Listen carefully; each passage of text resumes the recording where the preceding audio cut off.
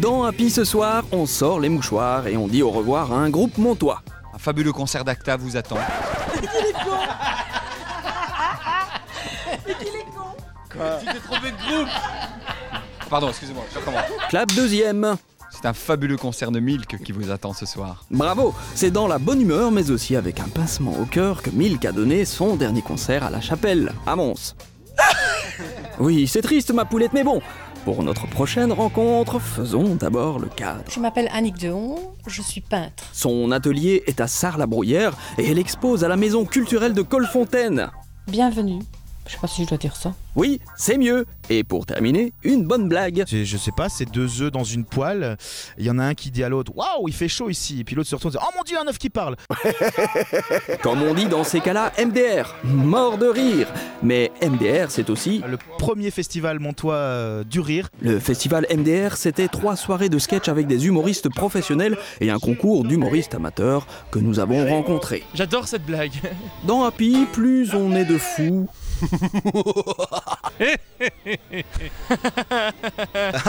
mieux on rit. On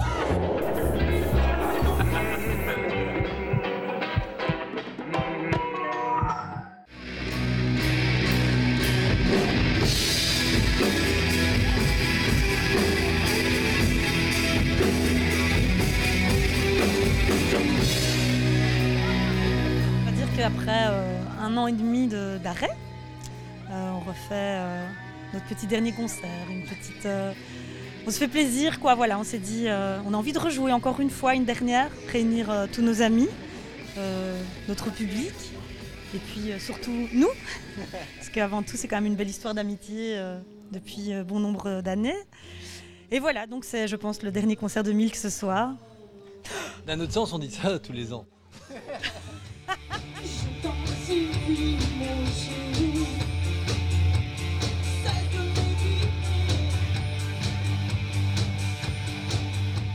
Qui dit concert dit aussi répétition, etc. Donc ça nous a permis aussi de nous retrouver pendant un peu plus d'1 mois, quoi. C'était plus que sympa. Maintenant, c'est après que ça va être plus dur, mais bon, on verra, hein. On gérera. Et donc ici, vous vous êtes retrouvés pour les répètes, ça va, vous vous entendez toujours comme avant? C'est moyen. Voilà, pour ça que je reste en retrait, moi. Bah, je sais pas, enfin, je trouve que les caractères restent toujours bien présents. Oui, je dis oui, Sébastien souffre toujours de problèmes gastro-intestinaux. Parce qu'il faut savoir qu'en répétition, c'est souvent compliqué. On répète dans une toute petite pièce, très confinée. Et voilà. Et moi, je suis juste à côté de lui. T'as réussi à régler tes problèmes de poids, finalement Elle veut faire comme Morane, c'est comment ça s'appelle? Weight Watchers. Bonjour, c'est Aline. Regardez ma ligne. Regardez ma ligne. Eh bien, je n'ai pas encore commencé mon régime, mais ça ne saurait tarder.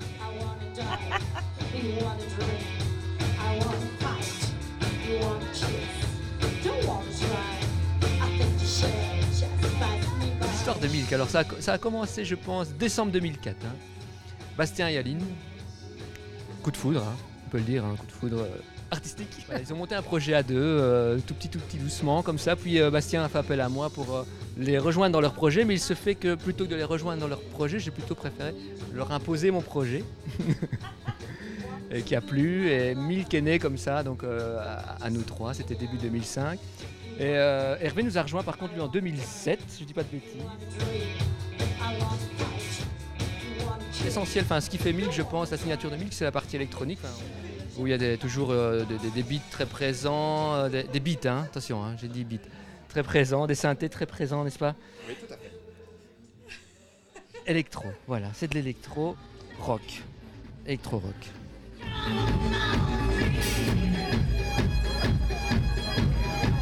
Le premier album sorti en 2006, le deuxième est sorti en 2009 et le troisième, mais ça c'était un peu une exception puisque c'était un album sans ligne avec Diego qui est sorti en 2011. Il y a quand même eu un manque de la scène, du groupe ou... Mais oui, évidemment. Enfin, avant tout, un grand manque de mes amis. Un grand manque de mes amis, ça c'est clair. Et j'étais tellement heureuse de les retrouver, là, leur humour, enfin tout ça, c'est super gai, quoi. Et puis oui, évidemment aussi un manque de la scène, parce que je pense que je reste avant tout un petit animal de scène. et que ça me fait du bien de pouvoir me défouler finalement, être un autre personnage, une autre personne le temps d'un concert, ça fait du bien aussi. Un petit côté psychopathe aussi, finalement. Vous devenez qui alors pendant le concert Pinky Bomb. Ah.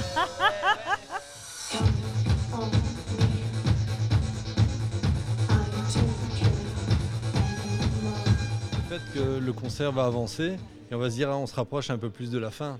Mais sinon, non, c'est très excitant. En plus, bon, apparemment, le public a répondu présent, donc c'est le pied pour nous. Ça veut dire qu'on ne nous a pas oubliés et que finalement, Mick représentait pas mal de choses pour le public.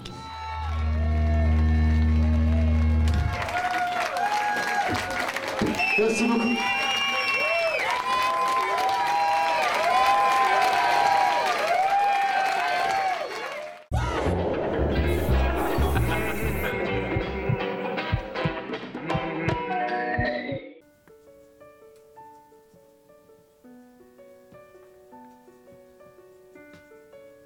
Je m'appelle Annick Dehon.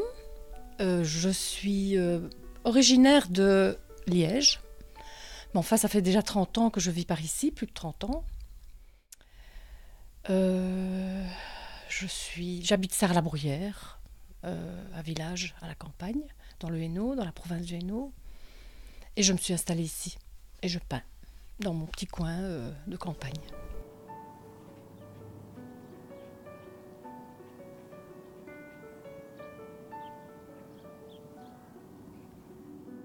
Je pense que cette vocation était en moi, mais je l'ai fait sortir très tard, donc il y a 7 ans, en 2005. Voilà, j'ai commencé par de la décoration, par du collage sur mobilier, et puis un jour, un monsieur a vu un collage et a fait que, mais que c'est malheureux de ne pas peindre ça. Et au fond de moi, je savais ça. C'était quelque chose que je faisais qui ne correspondait pas à moi. Et puis je me suis dit, ben là, je ne suis pas juste avec moi, donc il faut que je peigne.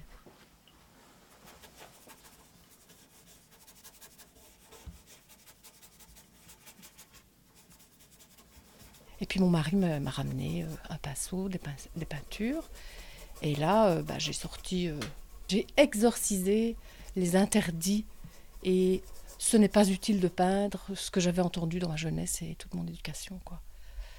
Et donc j'ai fait un triptyque. Et de là, j'ai suivi quelques mois de cours. Et ça m'a permis de découvrir d'autres techniques. Et puis après 1 an, je me suis mise à peindre seule.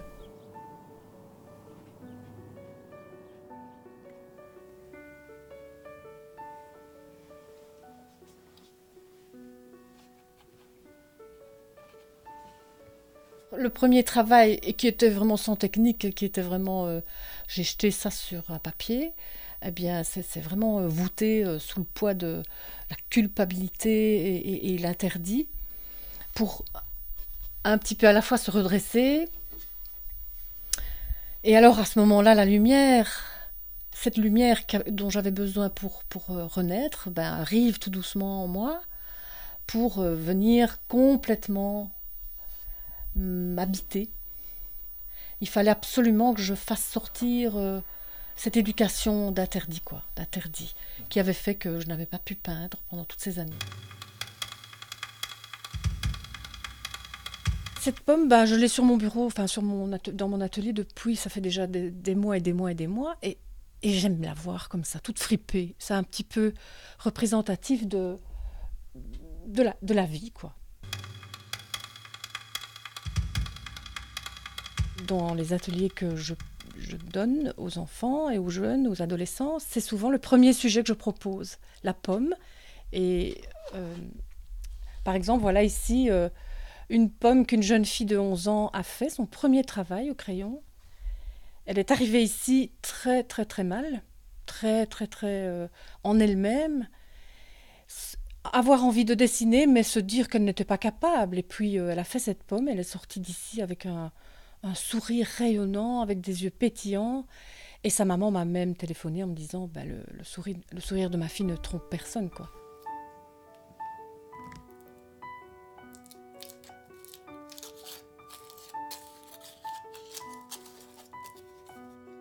Tous les mercredis et les jeudis, j'ai des enfants qui viennent suivre des ateliers. J'ai mis ça en route depuis le mois d'octobre 2012. Et avec ça, ils apprennent vraiment à faire des choses belles, faire du beau.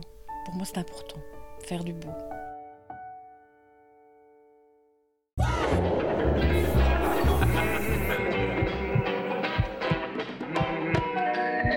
On la refait, mais 5 secondes. Attention, 3, 2, 1. Alors, on a l'Arcobaleno pour le premier festival Montois du Rire. Et voilà, 2 dates à l'Arcobaleno. Là, on est à la 2e date, vendredi, salle comble. Ils vont bientôt rentrer dans la salle, les humoristes sont prêts. On y va.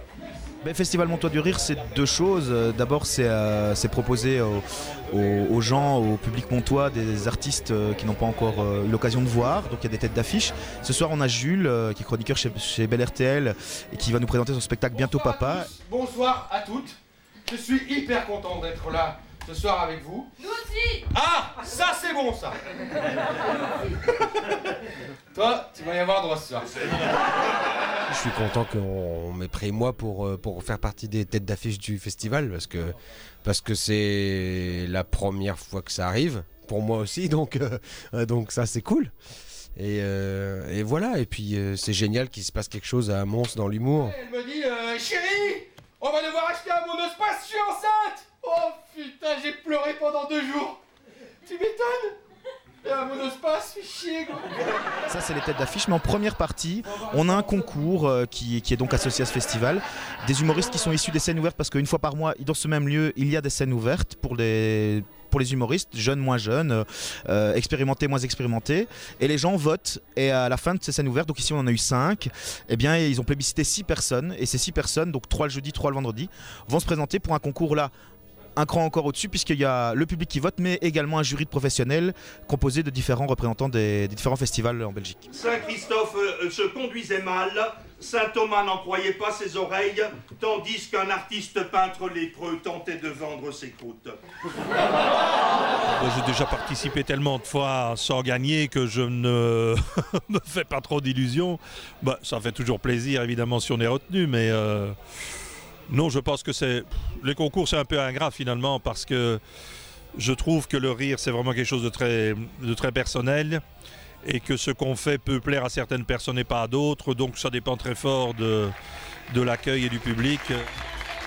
Je présente un sketch de 7 minutes tiré de mon one-man show qui s'appelle J'avais envie. Voilà, c'est mon premier festival, j'avais déjà fait des auditions mais j'avais pas été repris. Et après je l'ai pas refait, mais c'était vraiment chouette, très bon accueil. Moi j'étais surpris parce que je voulais vraiment juste faire un sketch, me dire je vais juste pas faire un bide. Et au final j'ai été sélectionné et les gens me donnaient des compliments et j'ai pas l'habitude de ça, donc c'était vraiment chouette. Allez, on se met un peu à nu au public et on voit qu'en fait ils ressentent la même chose, ça les fait rire aussi, donc c'est un contact particulier que... il y a un truc qu'on ressent que là, je trouve. Moi, j'adore. Si je pouvais faire que ça, je le ferais. Oh, il en dit Roupeau. Il lâche un papillon, pas comme un oiseau, dit Roupeau. Il n'y a rien qui se fait du point de vue de l'humour à Mons. Mons Capitale Culturelle 2015. L'humour c'est aussi de la culture.